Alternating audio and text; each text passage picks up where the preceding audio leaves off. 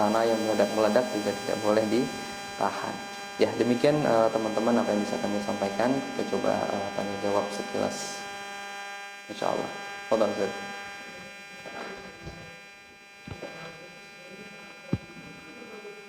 Oke, tentang olahraga ya.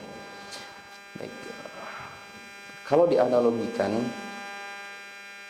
sebelum kita berjalan jauh, apa yang kita isi? Bensin, ya, isi tas karir kita seperti itu. Maka sebaiknya sebelum olahraga makan dulu. Namun di jarak kalau bisa setengah sampai 1 jam. Ya. Karena ketika teman-teman makan, olahraga itu kan panas ya badan ya.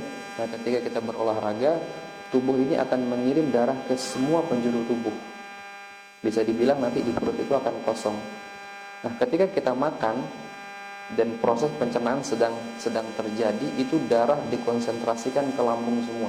Jadi di sini darahnya kurang. Nah, kalau teman-teman makan langsung olahraga, nanti di sini tidak sehat, di badan juga tidak sehat. Itu yang biasa menyebabkan asam laktat naik, pegel habis olahraga. Jadi yang paling pas adalah isi dulu baru berolahraga. Nah, kemudian bagaimana misalnya belum sempat makan, belum sempat sarapan ataupun makan, kemudian olahraga, silakan teman-teman bisa mengkonsumsi beberapa butir kurma misalnya, atau isi dengan makanan yang mudah dicerna. Jangan terlalu penuh badannya. Begitu kan? Baik. Kenapa ini teman-teman? Ini penting ya sebenarnya. Ada memang saran dari beberapa dokter, terus terang saja di dokter yang berkecimpung di dunia diet, itu bagus berolahraga ketika perut kosong dengan alasan atau dengan sudut pandang agar zat-zat yang tersimpan di dalam sel itu bisa terpakai dulu. Namanya kan detox ya. Nah, supaya terdetoks dulu. Tetapi tidak bisa dilakukan pada semua orang. Misalnya kalau orangnya badannya besar sekali, oke, nggak apa-apa. Tapi kalau seperti tiang yang badannya ya harus makan dulu, ya kita harus makan dulu supaya tidak melemahkan beberapa organ seperti tulang belakang. Nah, ada lagi mungkin? Silakan.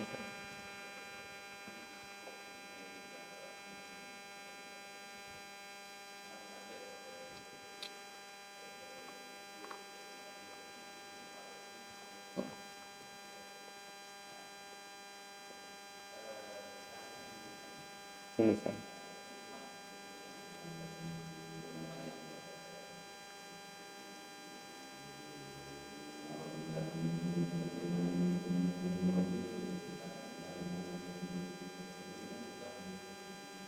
Ini.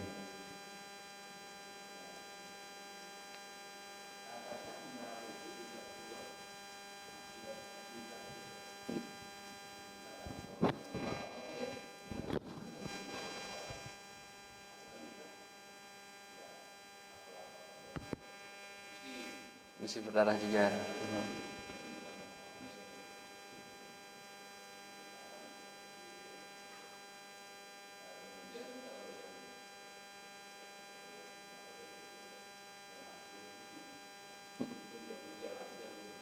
Ini.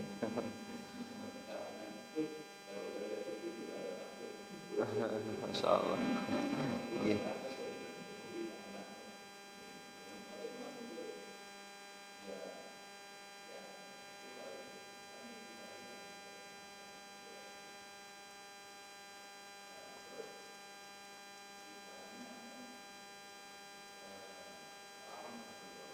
Radang tenggorok, baik.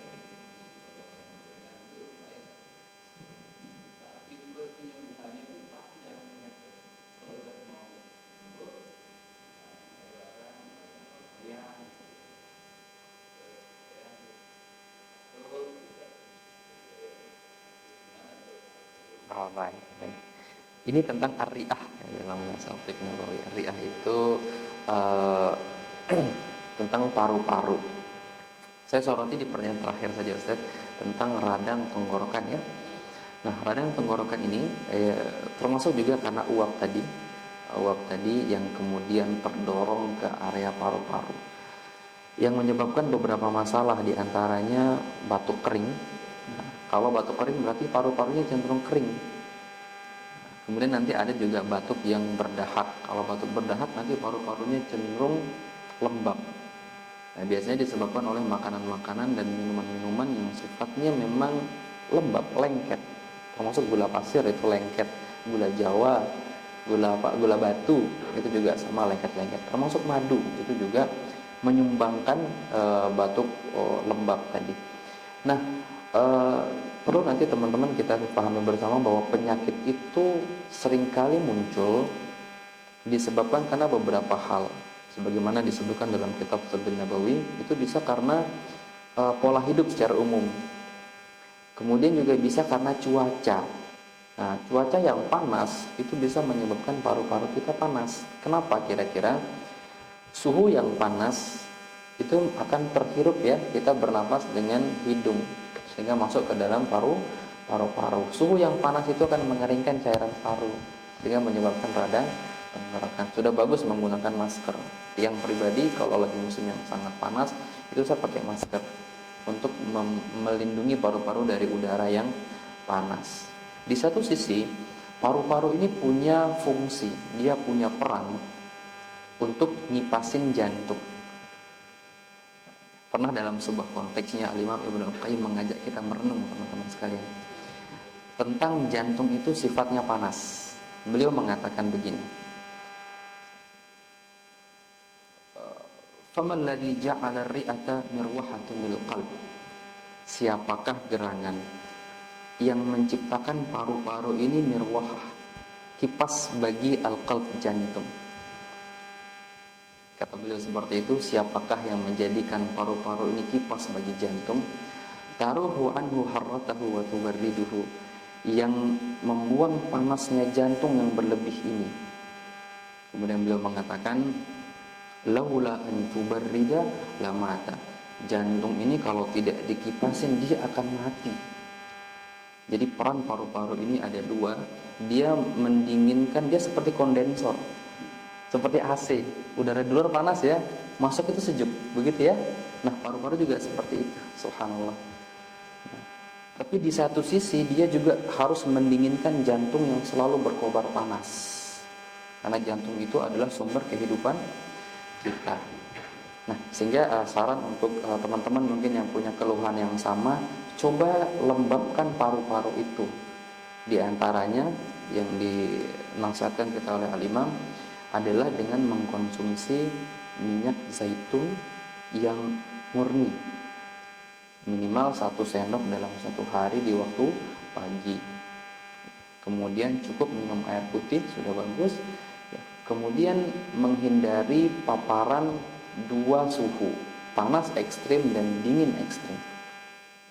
Dingin ekstrim apa kira-kira? AC misalnya. Ada AC di rumah, Ustaz? Alhamdulillah. Iya. Kadang itu juga yang membuat paru-paru kita menjadi kering. Juga termasuk yang pernah dibahas teman-teman kedokteran itu dengan menggunakan bayam hijau.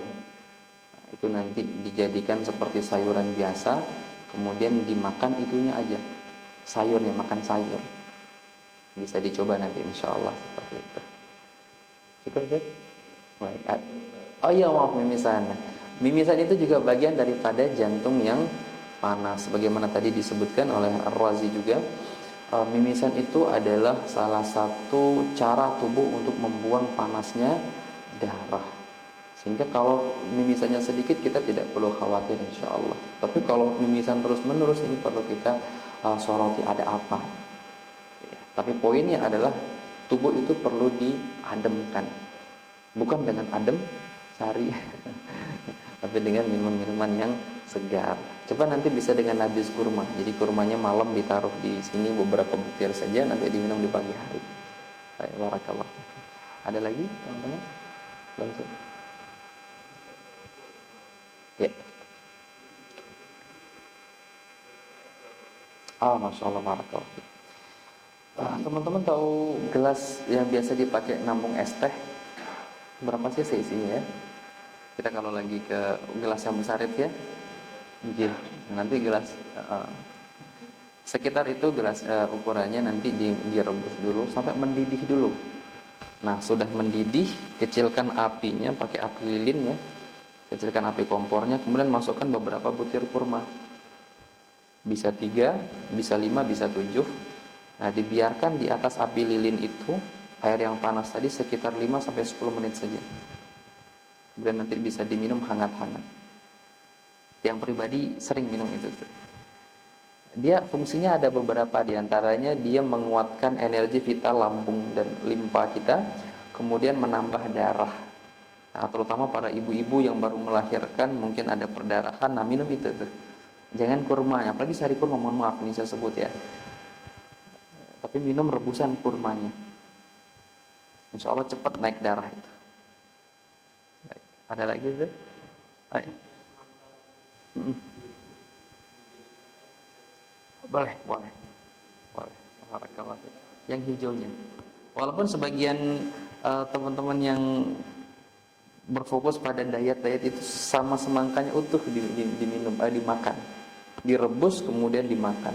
Sebenarnya fungsinya itu untuk menghangatkan sifat dinginnya kurma itu. Jadi untuk diminum, untuk dimakan secara hangat. Kadang kalau orang yang dingin itu nggak boleh makan semangka banyak. Ada sifatnya dingin dan dia sifatnya diuretik. Diuretik itu bikin kencing terus. Baik, ada satu.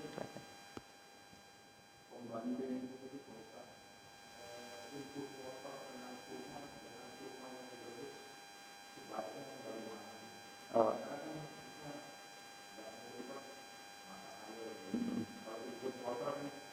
Tinggal dicemplungkan. Okay. Maksudnya pembanding apa ini? Oh, masya Allah, baik, barakallahu fikum. Iya, sebenarnya dua-duanya bagus, hanya saja dia akan diletakkan pada tempatnya. Maksud yang seperti ini, ketika tubuh kita dingin, maka harus dihangatkan sehingga kurmanya direbus. Tapi kalau tubuh kita panas, sering kegerahan, jangan direbus, tetapi jadi untuk menyeimbangkan suhu tubuh saja. Tapi fungsinya nanti sama-sama untuk meningkatkan energi, menambah darah. Karena zat gizi yang ada di kurma itu sudah masuk ke dalam air. Apa istilahnya ya? Osmosis atau difusi. Jadi sudah masuk ke dalam air. Ini bagus buat kita semua. Ya. Ada lagi, teman-teman? Tafadhal.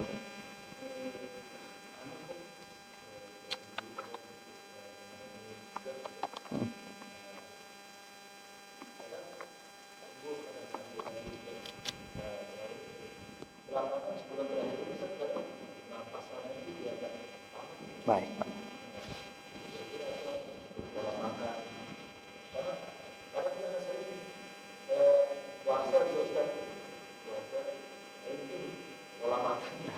Baik.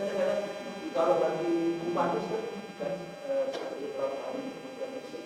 karena sakitnya kemana-mana kan, kadang seorang yang jatuh, ya. Masya Allah. Ya, ini menarik teman-teman. Jadi salah satu tanda angin, salah satu tanda penyakit karena angin. Jadi kalau di tradisional medicine itu kita tidak lagi melihat penyakit itu dengan nama medis ya. Tetapi kita melihat daripada sifat penyakit itu. Nah, salah satu sifat angin itu sakitnya itu pindah-pindah. Sebentar ke sebelah sini, nanti malam pindah ke belakang. Itu adalah pola angin. GERD, secara khusus GERD itu sering disebabkan karena liver, karena organ hati, baik secara psikis maupun secara organ. Psikis itu bagaimana? Setiap kita tuh punya mimpi, betul Ustaz ya? Punya mimpi, punya semangat. Tetapi ketika semangat itu terlalu berkobar, maka dia akan menekan dan mengeringkan lambung. Filosofinya seperti itu nanti. Kita ulangi lagi. Masya Allah. Sampai mana tadi? Ketika seseorang punya mimpi yang tinggi, dia punya semangat yang kuat. Nah, semangat yang kuat itu apabila tidak dibarengi dengan pola hidup yang bagus, maka yang kalah nanti lambungnya. GERD, jadi GERD biasanya. Atau nanti ada asam lambung naik begitu ya. Nah, itu adalah jiwa kita. Jiwa kita, dan semua kita punya jiwa teman-teman sekalian, punya keinginan, punya hasrat untuk hidup. Nah, oleh sebab itu di dalam agama kita sendiri kita disarankan untuk terus bertawakal sama Allah Subhanahu wa taala. Ya. Tawakal dalam segala hal untuk apa? Sebenarnya dalam dunia kesehatan untuk menjaga lambung kita ini karena dia sering ditindas oleh keberanian kita, keinginan kita, kekokohan hidup kita. Nah, begitu kisahnya seperti itu. Nah, adapun untuk cara yang bisa kita gunakan ini ke ibu saya sendiri, Ustaz. Ibu itu punya GERD yang udah kronis beliau. Beliau itu coba sering nafas dalam. Jadi latihan nafas, bukan meditasi Ustaz ya. Jadi sekedar mungkin duduk santai sambil olah nafas, buang nafas. Artinya dia punya me time sendiri. Enggak berpikir pekerjaan, tidak berpikir tugas dan lain-lain. Me time. Kemudian juga bisa nanti menggunakan teh hijau. Teh hijau. Saran menggunakan matcha. Jadi ada teh Jepang warna hijau itu enak. Kemudian nanti juga bisa menggunakan yang enak nih. Apa namanya? Ubi cilembu. Wah, itu juga bisa tuh. Enak nggak? Ubi cilembu. Kemudian bisa pakai ubi Jawa juga tapi yang warnanya ungu. Warnanya ungu atau warna yang putih juga bisa digunakan. Nah, kemudian nanti bisa juga menggunakan lauk ikan gabus. Nah, ikan gabus. Sekarang juga sudah ada pil-pilnya itu dijual, juga bisa nanti digunakan untuk sebagai terapi pengobatan. Jus-jus yang bisa digunakan seperti jus seledri itu juga bisa digunakan untuk kasus-kasus GERD. Namun yang paling utama, sebagaimana pesan dari ahli klasik seperti Ibnu Sina, selalu temukan periode kapan dia muncul GERD itu. Misalnya, oh saya telat makan GERD-nya muncul, berarti obati telat makannya. Polanya, oh saya kurang tidur tadi malam GERD-nya muncul, nah perbaiki pola itu tadi. Saya habis marah-marah nih GERD-nya jadi timbul, berarti perbaiki pola itu. Itu sebenarnya sumber utama daripada sebuah ya, kita nanti perlu coba cari tahu apa nih yang membuat itu bisa terjadi. Nanti perlu bisa perbaiki dari sana. Itu saja. Barakallah. Ya. Oh ya. Baik. Ini tuh ya, ya. Baik. Ada pertanyaan teman-teman sekalian, bagaimana cara mengetahui tubuh kita panas atau dingin? Saya coba kasih 2 clue ya teman-teman. Saya kasih 2 clue. Tubuh panas itu bisa dirasakan. Di antaranya kita mudah gerah. Mudah gerah. Kadang-kadang ada orang yang di bawah AC pun merasa kepanasan. Itu tubuhnya cenderung panas. Ya. Sebenarnya ada pendalaman nanti dia panasnya karena unsur jiwa kita atau memang panas karena energi di dalam tubuh kita. Tetapi saya coba buat secara general dulu. Tubuh panas itu kita bisa rasakan panas di dalam tubuh kita itu sendiri. Kemudian kalau tubuh itu dingin, itu kita terasa dingin memang. Jadi badan kita kalau kita pegang dingin, susah keringetan, itu cenderung tubuhnya dingin. Itu yang pertama. Kemudian yang kedua, teman-teman bisa lihat dia dari lidah. Lidah yang berwarna merah itu cenderung panas. Merah semua nih lidahnya, itu cenderung panas. Kalau pucat, putih, itu dia cenderung dingin. Yang kedua. Yang ketiga, teman-teman bisa identifikasi dari pertanyaan, saya suka makan atau minum apa nih? Misal, tanya kepada diri sendiri, oh saya sukanya minum panas-panas, berarti tubuhnya dingin. Oh saya sukanya minum es-esan nih, berarti tubuhnya panas. Seperti itu. Dapat ya? Baik, barakallahu fikum. Ada lagi? Ya.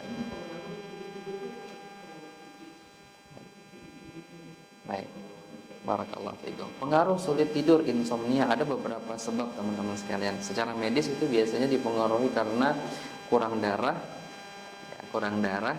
kemudian ketegangan otot, ya, kemudian juga karena atau hipertensi, tekanan darah tinggi. Ustaz, tekanan darahnya tinggi apa rendah Ustaz? Normal, alhamdulillah. Baik, secara klasik itu sering dikaitkan dengan faktor angin. Masuk angin. Nah, terutama suka di pantai saja.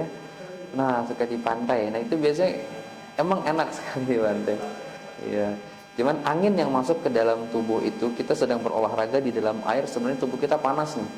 Nah, tetapi karena tersiram udara dingin, jadi pori-pori tertutup. Akhirnya panas itu nggak bisa keluar. Nah, akhirnya dia terkumpul di kepala nih. Nah, itulah yang sering menyebabkan insomnia. Cukup mudah sebenarnya teman-teman, kalau tensinya bagus, pola makan bagus. Kalau hanya karena masuk angin, ada satu teknik yang datang dari Indonesia, namanya teknik kerokan. Wah, itu diteliti sampai Jepang itu teman-teman. Salah satu peninggalan Indonesia yang paling unik itu adalah kerokan. Ternyata kerokan itu bisa membuang angin di dalam tubuh dan meningkatkan sel limfosit T. Imun kita jadi kuat dengan kerokan itu. Tapi ada tapinya, 2 poin. Yang pertama, saran untuk tidak dikerok dengan koin. Ya, pakai kayu lah ya. Sekarang ada kayu-kayu kerokan itu. Kemudian yang kedua, ya tidak juga seperti tulang ikan. Pernah lihat ya, orang kalau dikeruk sampai merah banget, seperti sampai tulang ikan. Pernah lihat nggak teman-teman? Kerokan itu sebenarnya cukup berwarna merah, hangat sudah cukup. Kalau di istilah China namanya guasa. Guasa itu adalah teknik kerokan yang menimbulkan corak merah. Itu sudah cukup. Itu bisa dirutinkan teman-teman. Itu bagus sekali untuk kesehatan. Yang pribadi untuk ke anak-anak itu rutin. Apalagi habis main, kita kerokin sedikit saja sampai warna sedikit kemerahan. Ada gambaran kan? Baik, barakallahu. Ada lagi teman-teman? Ya, baik.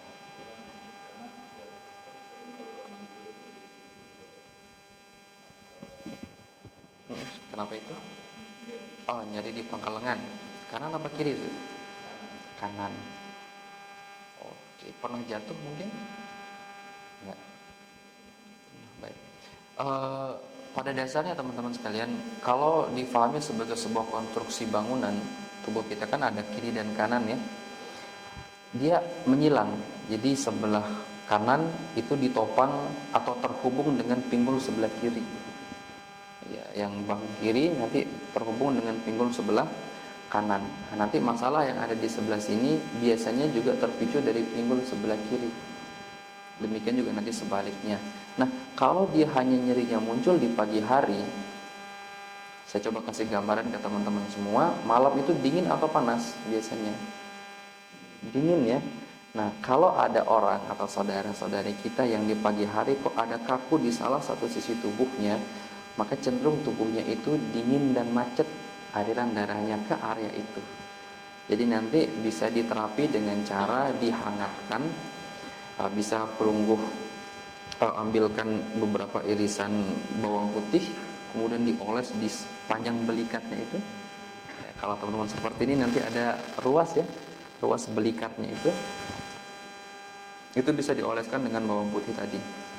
Ya, kemudian nanti bisa lakukan stretching. Stretching itu seperti pelenturan otot. Itu nanti bisa dirutinkan saja. Seperti itu kan? Baik, barakallahu lagi. Baik, boleh.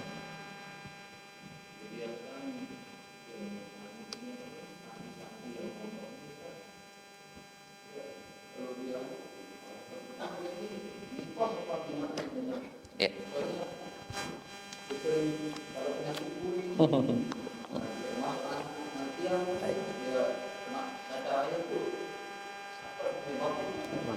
Baik.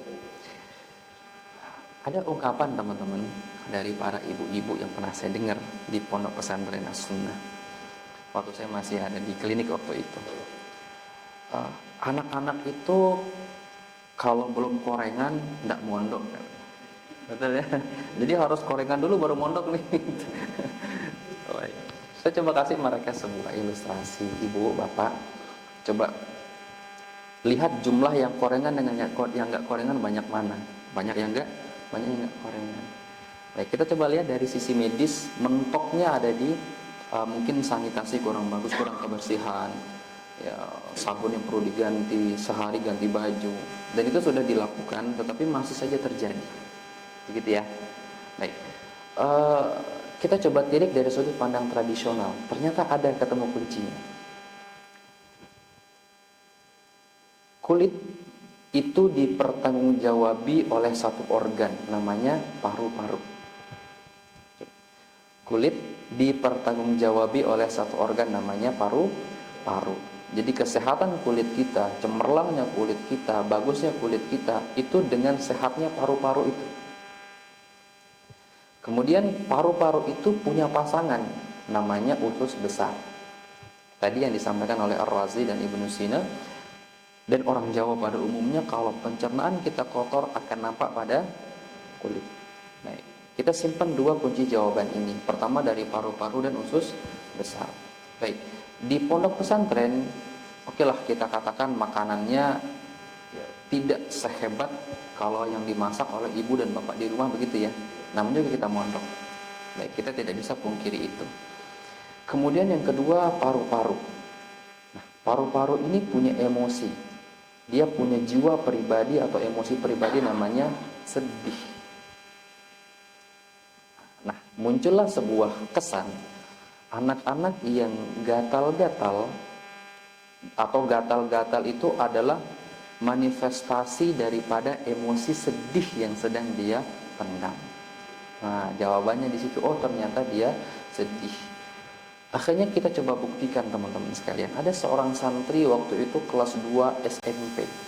Dia sering gatal-gatal dan timbul asma. Kalau kita tanya betah nggak di pondok? Ya betah sih kak. Melas banget gitu ya. Ternyata itu dalam 1 bulan bisa 2-3 kali dirawat inap dengan gatal dan asma. Secara medis kita sudah lakukan sesuai dengan intervensi yang ada. Secara klasik kita belum coba. Hanya kita coba dengan cara klasik. Kita nggak tanya dia sedih atau tidak, tetapi saya pesan ke ibunya waktu itu, ibu kalau bisa datang 1 bulan 2 kali ya, orangnya nggak jauh orang Lombok Tengah. Ternyata betul teman-teman sekalian, sejak dijenguk 2 kali dalam 1 bulan nggak pernah sakit lagi. Nah, dari situ baru saya ngumpul dengan keluarganya juga, ternyata anak ini sedih. Wajar anak-anak ya sedih ditinggal orang tua, kecuali anak-anak yang sudah biasa hidup sendiri. Berarti ada kesedihan, Ustaz. Namun terkadang anak-anak belum bisa menggambarkan sedih itu apa sih begitu. Taunya kan anak nangis, tapi dia nggak tahu dia memendam tangisan itu. Sehingga orang tua kalau bisa di era kita saat ini sering-seringlah mengunjungi anak, kasih motivasi walaupun hanya lewat telepon. Coba lihat bagaimana Ustaz Syafiq hafizahullah taala sering mengunjungi anaknya ya. Oh, sering banget itu untuk menjaga mental dari putranya. Demikian Ustaz ya. Baik, waalaikumsalam. Oh iya, waalaikumsalam. Oke, ada 3 pertanyaan ini. Kalau kerokan pori-pori melebar, apakah itu memicu gampang masuk angin? Baik, ini pertanyaan bagus. Kalau kerokan pori-pori kita melebar, betul. Supaya tidak gampang masuk angin, tutup semua jalur angin. Jadi setelah dikerokin harus pakai baju lagi, jangan kena kipas. Baik. Kemudian pemahaman saya yang lain, apakah seseorang kalau sering dikerok tambah sering masuk angin? Ini sebenarnya ada penelitian tersendiri teman-teman sekalian. Tetapi yang umum tidak. Jadi seseorang tidak gampang masuk angin karena sering dikerokin. Yang bikin masuk angin itu setelah dikerokkan, setelah dikerok kipas anginan. Jadi masuk angin. Baik. Bagaimana kalau tiba-tiba di badan itu timbul bercak flek warna biru keunguan? Nah, ini biasanya karena lemahnya organ limpa, lemahnya organ pencernaan. Jadi nanti ini biasanya muncul karena beberapa faktor teman-teman sekalian, diantaranya faktor stresor atau sedang memendam kesedihan, memendam kekesalan. Maka dari itu salah satu begadang yang diberi pahala itu ngobrol antara suami dan istri. Memang istri harus ngobrol teman-teman sekalian. Minimal kalau tidak salah 80.000 kata apa 60.000 kata. 60 ya saudara. 60.000 kata istri harus ngobrol. Kalau enggak dia pasti insomnia. Pasti marah-marah. Karena memang penghubung antara otak kanan dan otak kiri itu dihubungkan dengan satu sistem namanya corpus callosum. Ini kalau nggak di balance dengan mengeluarkan kata-kata yang banyak, cerita, ya nanti mereka akan punya banyak masalah, termasuk nanti di warna kebiruan dan keunguan ini. Tinggal nanti sebenarnya ini warnanya timbul di mana, karena nanti setiap tempat itu punya arah kemana penyakit itu muncul. Kemudian apa hubungannya operasi dengan keluar kentut. Oh, masya Allah ya. Biasanya ketika seseorang sebelum dioperasi itu dibius kan ya, ada bius yang setengah badan, ada bius yang sepenuh badan, bius lokal namanya. Nah, pembiusan itu punya efek menghentikan semua kerja organ kecuali jantung dan paru. Jadi usus besar, usus halus kita itu berhenti sejenak ketika sudah disuntikan obat bius. Nah, untuk memastikan obat bius itu berhenti bekerja, itu kentut dulu. Maka dari itu orang yang habis operasi sebelum bisa kentut nggak boleh makan, nggak boleh minum. Kenapa? Kalau dipaksa makan atau minum bisa tersedap masuk ke paru-paru, repot nanti. Nah, seperti itu. Sehingga nanti harus dipastikan sudah kentut atau belum. Baik, ada lagi Ustaz? Cukup? Ngomong Ustaz. Ya. Beberapa obat itu mungkin bahan bakunya itu dari hewan gitu. Mana ada baca di sosial media kalau bahan bakunya itu dari hewan berbeda itu ada yang bilang haram, ada yang bilang tidak, itu bagaimana? Baik. Dari apa tadi? Keledai. Ya. Obat apa ya yang panjenengan tahu? Ada obatnya, ada kupang. Oh iya. Nggih. Itu kan saya baca juga bahan bakunya dari keledai. Baik, nah ini saya belum tahu ya apa makan hukum keledai. Ada yang tahu? Halal atau haram?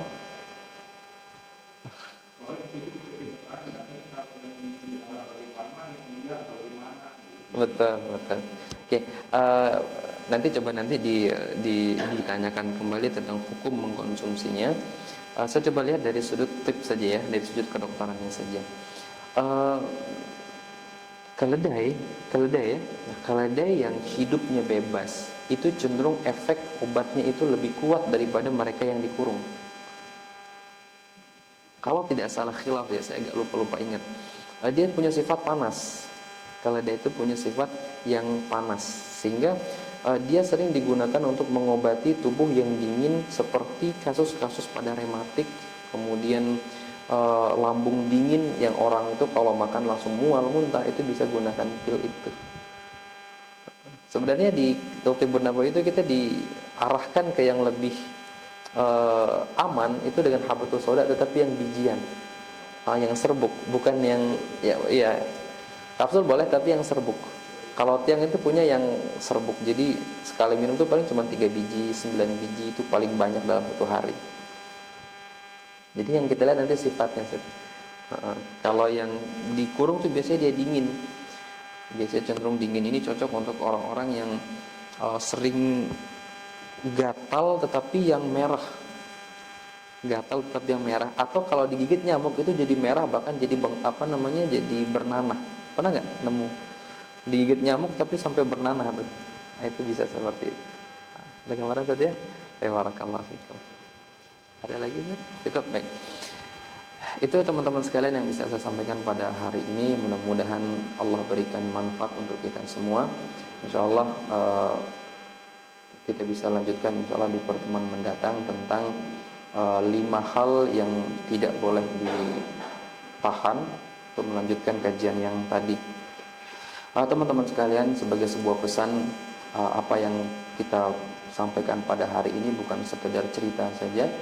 Mudah-mudahan bisa menjadi efek merubah gaya hidup kita untuk bisa lebih sehat lagi demi masa depan kita ataupun masa depan anak-anak kita, sebagai role model bagi mereka, seperti itu. Kurang lebihnya tentunya saya mohon maaf. Segala kelebihan itu datang dari Allah Subhanahu wa taala dan kemuliaannya. Yang kurang itu datang dari saya pribadi dan kebodohan saya, dan mohon saya dimaafkan tentang hal itu. Kita tutup bersama-sama dengan doa kafaratul majlis. Subhanakallahumma wabihamdika asyhadu an la ilaha illa anta astaghfiruka wa atubu ilaik. Wassalamualaikum warahmatullahi wabarakatuh.